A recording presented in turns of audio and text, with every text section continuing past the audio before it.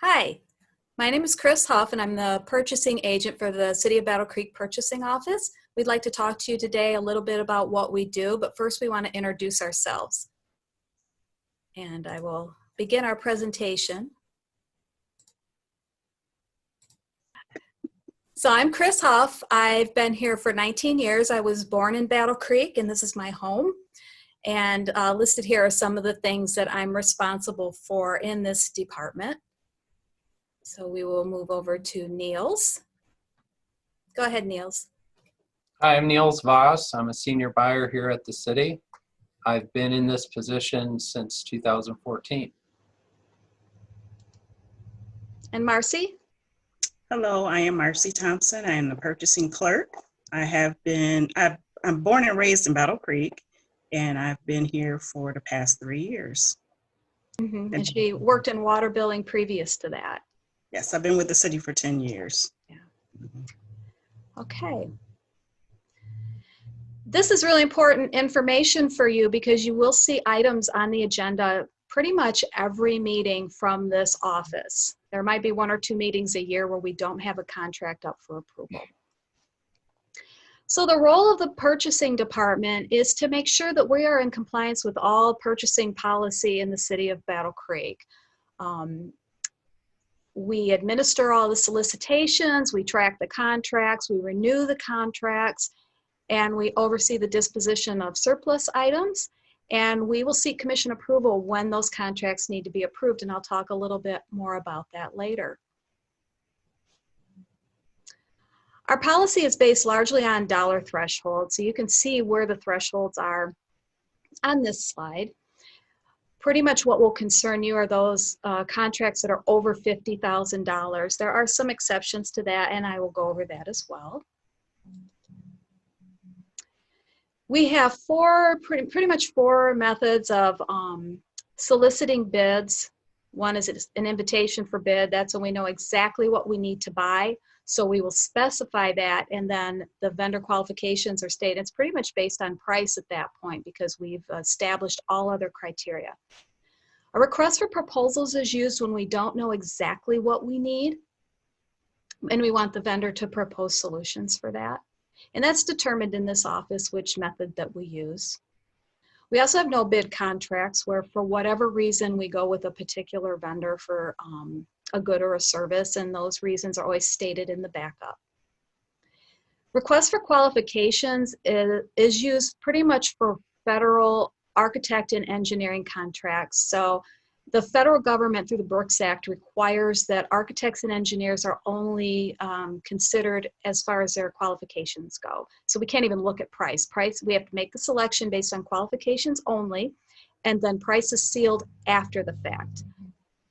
So Mead Hunt, for instance, at the airport is a contract that we have engaged in through the RFQ process. Exceptions to the sealed solicitation process are listed below, but we should say that even though the administration code allows us to go into contracts for these types of purchases, we don't always do that. We do go through the solicitation process quite often for professional services. Routine and operational, we go through an RFP or an IFP process. So like the HVAC maintenance throughout the city we have is routine and operational, but we did an RFP for that.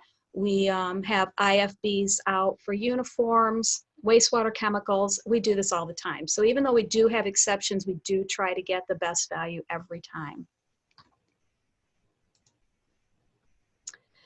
So for contracts over $50,000, our city manager does not have the authority to sign those, with a few exceptions. Obviously, emergencies, we need to be able to move quickly if there's an emergency.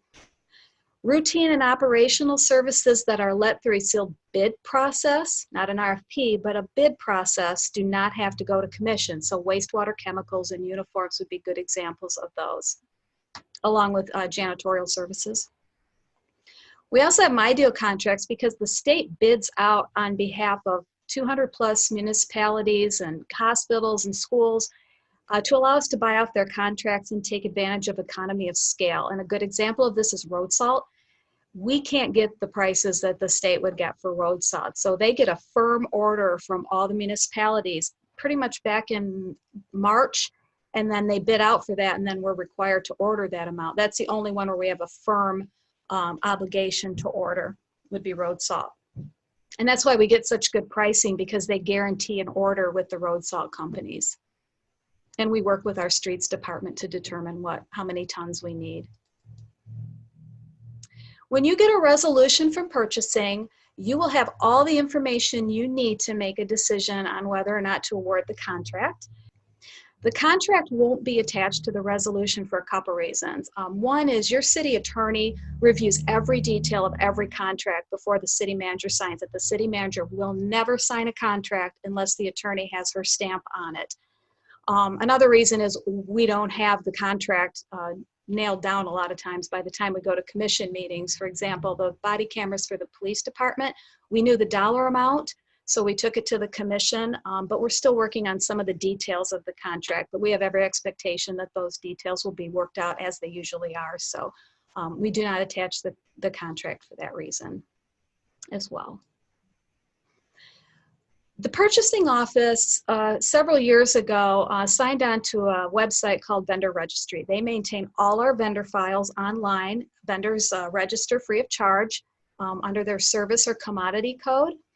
And we post our bids online, we post our bid tabs online, and vendors can upload bids and proposals online through our secure system. So we had this in place when the lockdown occurred, for instance. So we were able to work remotely immediately and without any hiccups or bumps in the roads as far as street contracts or anything else we had out to bid at the time, which we did. So the purchasing office is actually able to work remotely, and we don't get a lot of foot traffic in our office as well. We are located on the second floor of City Hall. But we were really happy to have that system in place when the lockdown occurred, so we could keep operating and serving our departments.